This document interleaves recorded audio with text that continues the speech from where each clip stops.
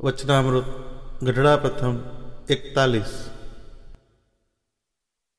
સ્વામિનારાયણ રે સંવંત 1876 મહાસુદી પંચમીને દિવસ સાંજને સમેશજી મહારાજ શ્રી ગઢડા મધ્યે દાદા ખાચરના દરબારમાં શ્રી વાસુદેવ નારાયણના મંદિરને સમીપે લીમડા તળે ચોતરા ઉપર ડોલીએ વિરાજમાન હતા ને સર્વે ધોળા વસ્ત્ર ધારણ કર્યા હતા ને પીળા પુષ્પના હાર પહેર્યા હતા ને પીળા પુષ્પના ગુચ્છ કાન ઉપર ધાર્યા હતા ને પાગને વિશે પીળા પુષ્પના તોરા લટકતા મૂક્યા હતા ને પોતાના મુખારવિંદની આગળ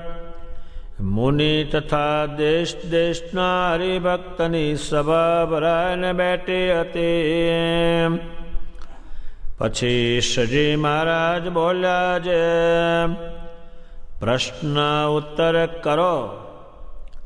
પછી નરસિંહાનંદ સ્વામીએ પૂછ્યું છે, મહારાજ એકોહમ બહુશ્યામ પ્રજાયેય. એ જે શ્રુતિ તેનો જે અર્થ તેને જગતમાં જે કેટલાક પંડિત છે તથા વેદાંતિ છે તે એમ સમજે છે જે પ્રલય કાળને વિશે જે એક ભગવાન હતા તે જ પોતાની ઈચ્છાએ કરીને સૃષ્ટિ કાળે સર્વ જીવ ઈશ્વર રૂપે થયા છે તે વાર્તા તો મૂર્ખ હોય તેના માન્યામાં આવે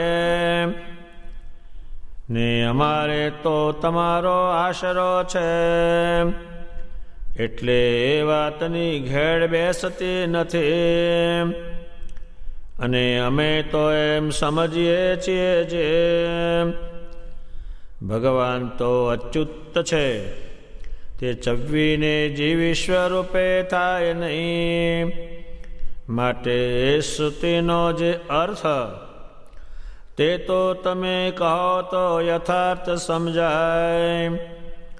પછી શ્રીજી મહારાજ બોલ્યા છે, એ શ્રુતિનો અર્થ તો એ સર્વે કરે છે એમ નથી.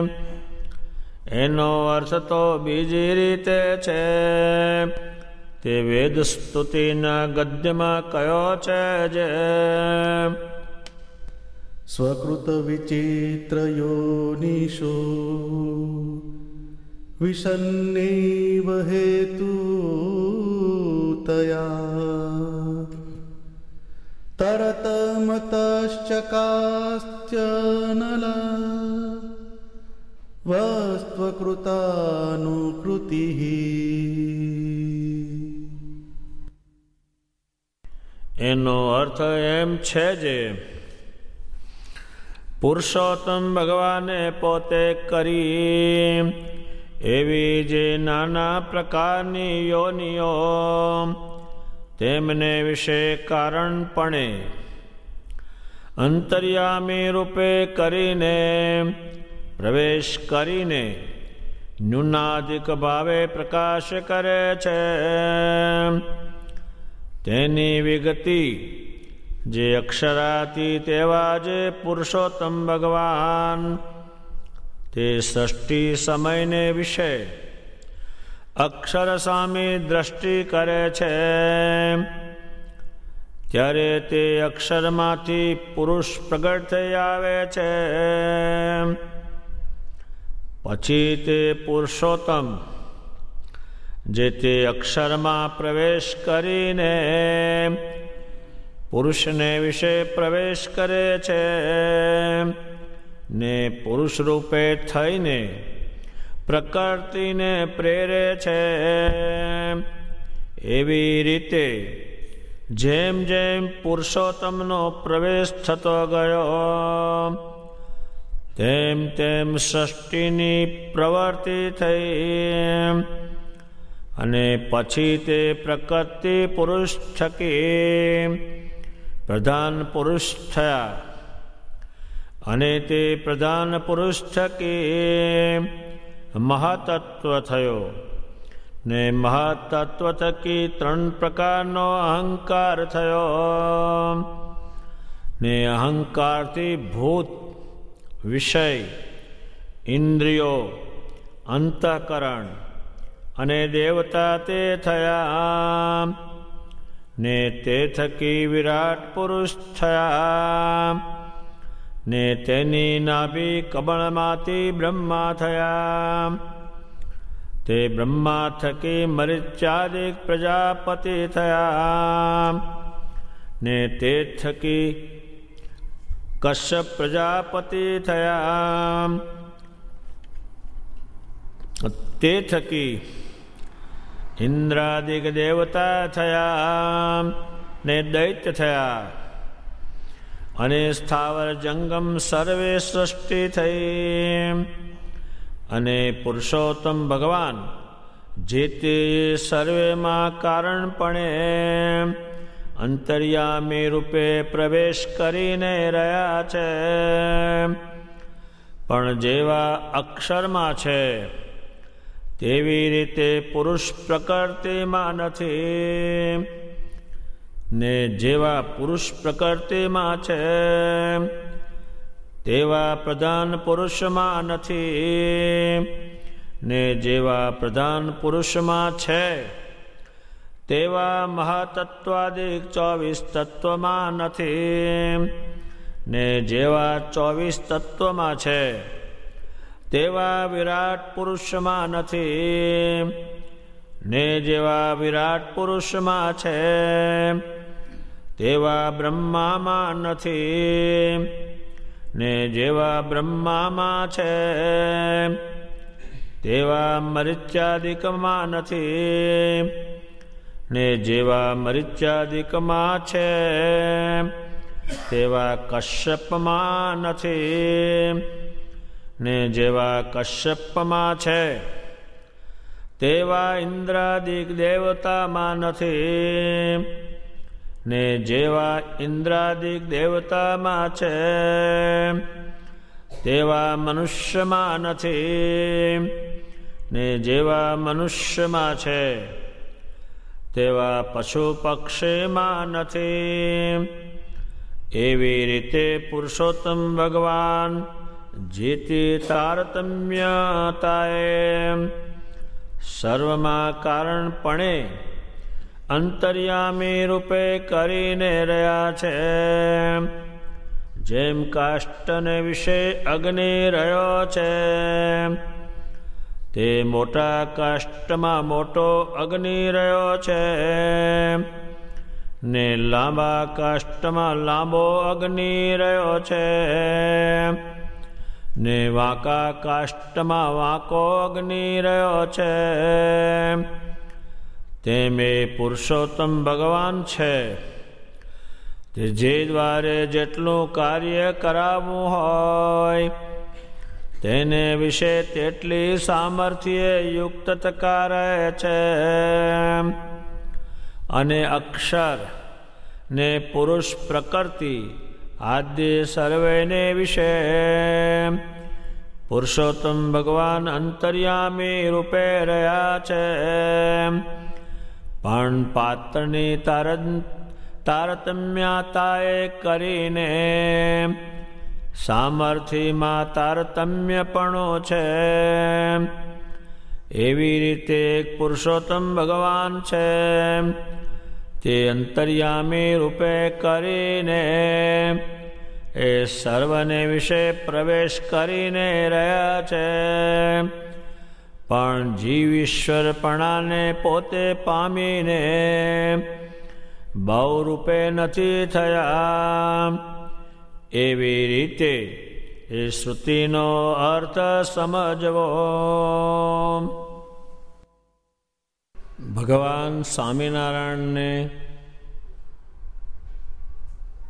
નરસિંહાનંદ સ્વામીએ પ્રશ્ન પૂછ્યો છે એ શાસ્ત્રોનો છે અને એટલા બધા લખાણ થયા છે જેનો અર્થ જ ના નીકળે કંઈ સારો, એટલા લખાણ થયા.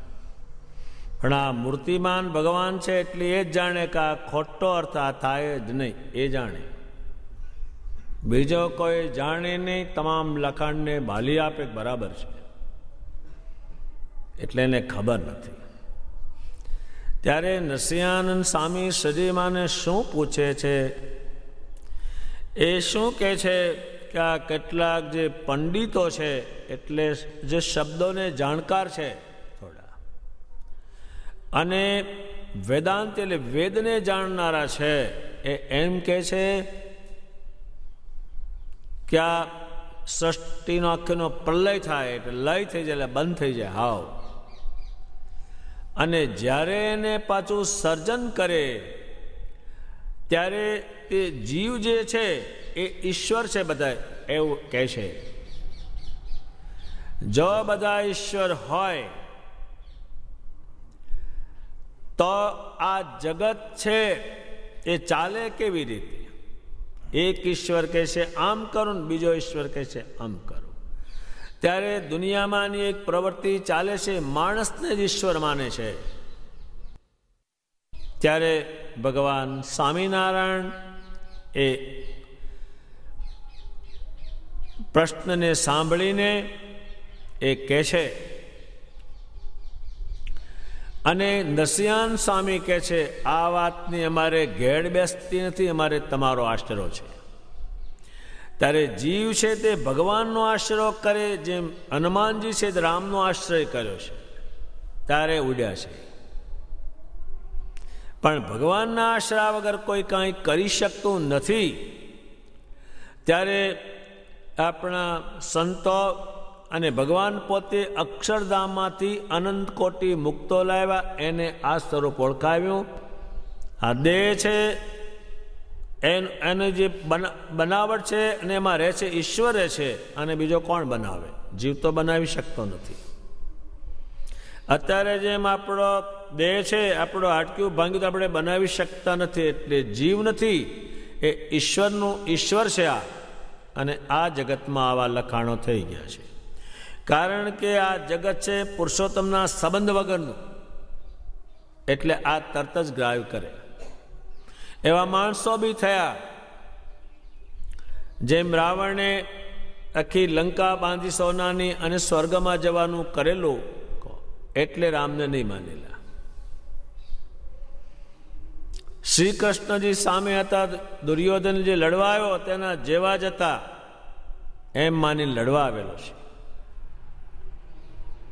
ત્યારે ભગવાન સ્વામિનારાયણને કઈ માણસો સામે આવ્યા, ભાઈ બધા પરાજિત થયેલા છે. ત્યારે ભગવાન સ્વામિનારાયણ ને પૂછે છે નરસિંહાનંદ સ્વામી કે તમે જાણો, જો ઉત્તર કરો તો જે થાય એ છે સંસ્કૃતમાં, મને આવડતું નથી એટલે હું બોલ્યો નથી, પણ એ પછી બોલાઈ જશે.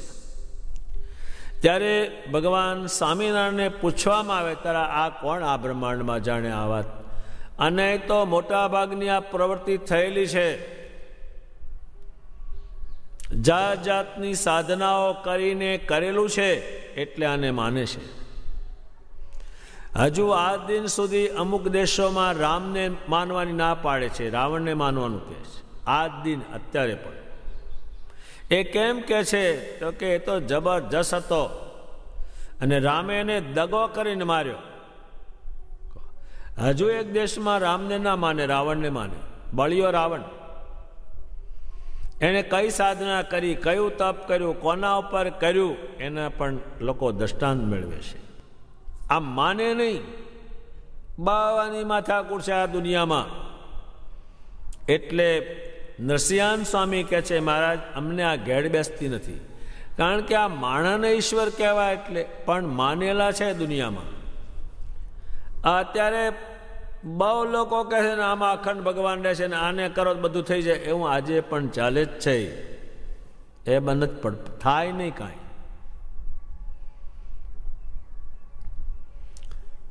થાય નહીં કાંઈ. પણ માને ખરા ત્યારે મનાવે. બહુ ચાલે એવું દુનિયામાં. આમાં અખંડ ભગવાન રહેશે, એને બધી ખબર પડે છે, બધું જાણે છે, એને કીધું એમ જ થાય છે. આમ તો કહેનારા બહુ જ છે, એ નસિયાન સામે પૂછે છે, થાય નહીં કાંઈ. લખાણ જ એવા કરે એટલે એને કોઈ કહે જ નહીં. ત્યારે ભગવાન સ્વામિનારાયણ કહે છે, એ હું તમને સમજાવું. ત્યારે એ અક્ષરધામમાંથી માંડીને ઠેઠા પૃથ્વી ઉપરના માણા સુધી અને પશુ સુધી આવશે, એને સમજાવશે. ત્યારે સ્વામિનારાયણ ભગવાનના સંપ્રદાયમાં ભગવાનનું જ્ઞાન શ્રેષ્ઠ ગણાય છે.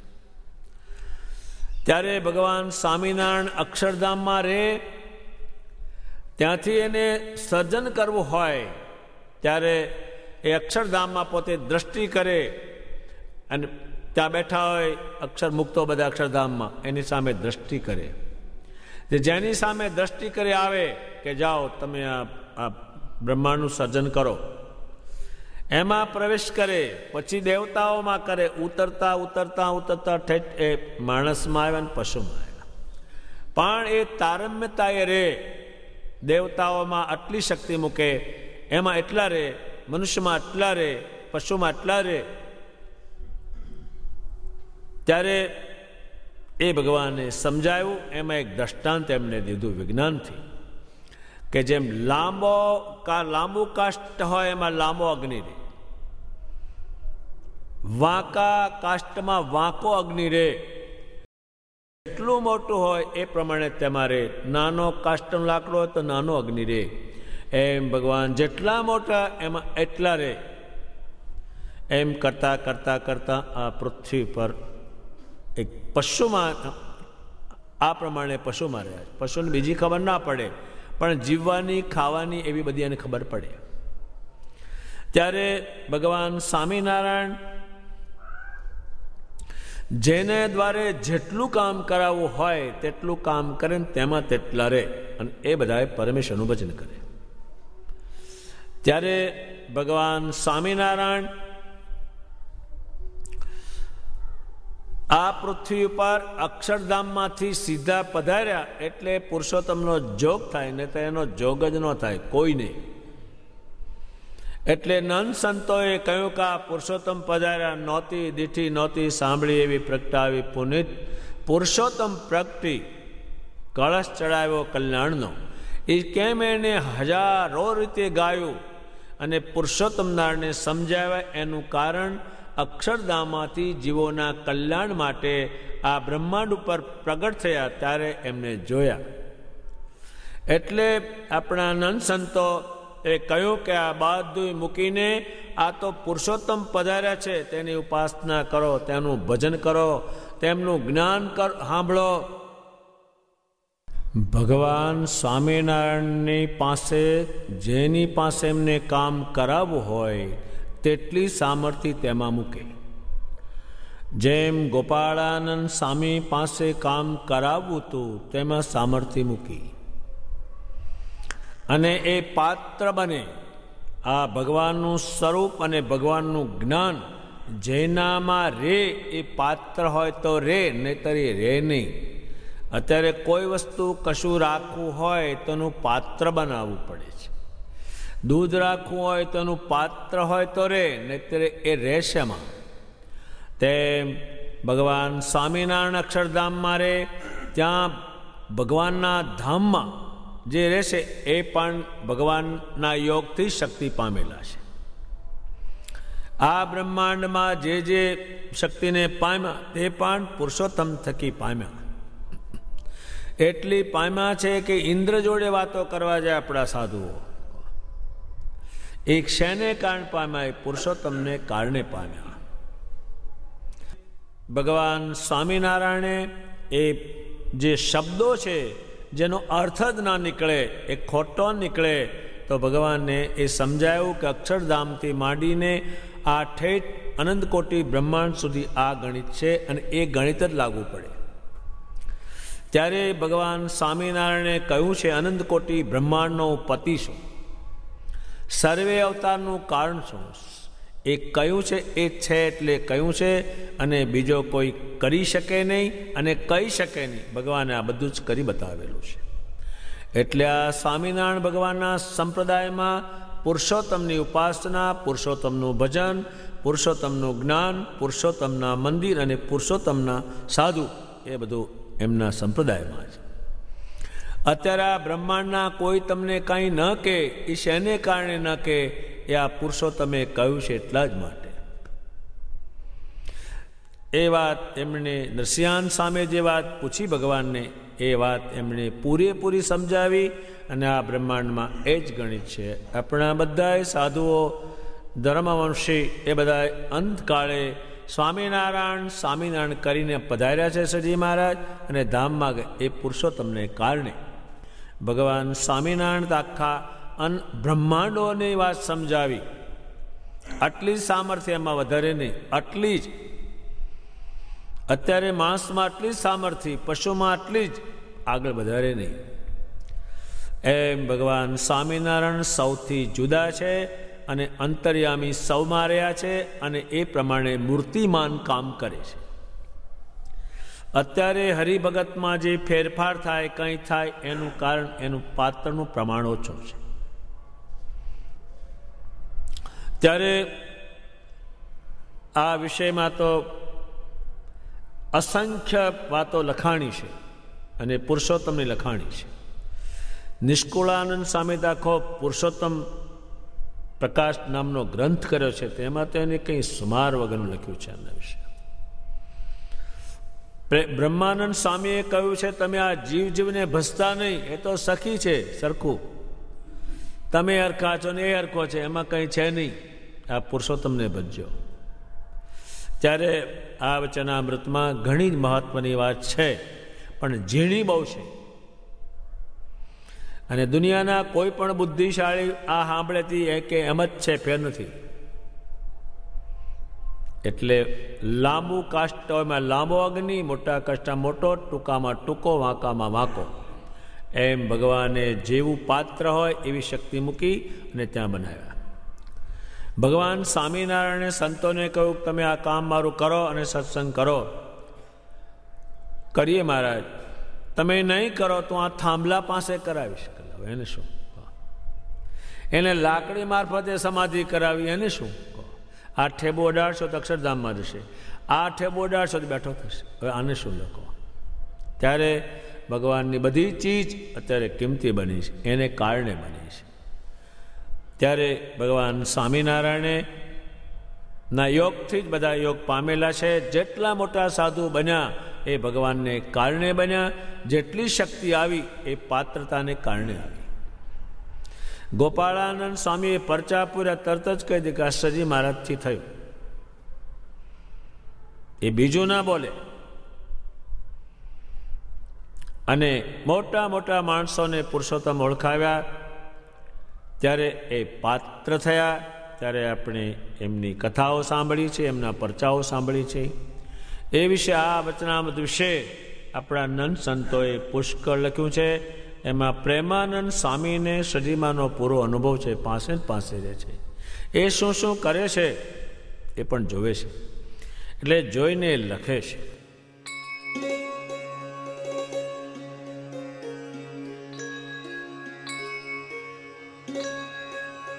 જય શ્રી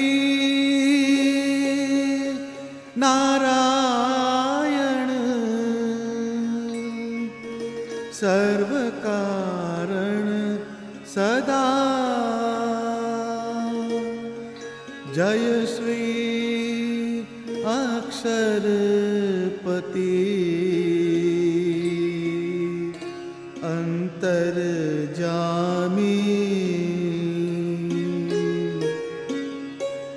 જય શ્રી ધર્માત્મજ પ્રગટ પુરુષોત્તમ. જય શ્રી સહજાનંદ સુખદ સ્વામી.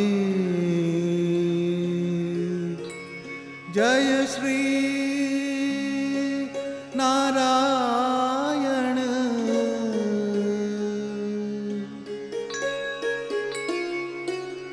કાલમાયા પુરુષ રચત બ્રહ્માંડ બહુ કાલમાયા પુરુષ રચત બ્રહ્માંડ બહુ પરમ પુરુષ તવ દ્રષ્ટિ પામી હોત પાલન પ્રલય તવ ભ્રકુટી ભંગ કરી જય શ્રી સર્વેશ્વર અહં નમામિ જય શ્રી નારાયણ સર્વ કારણ સદા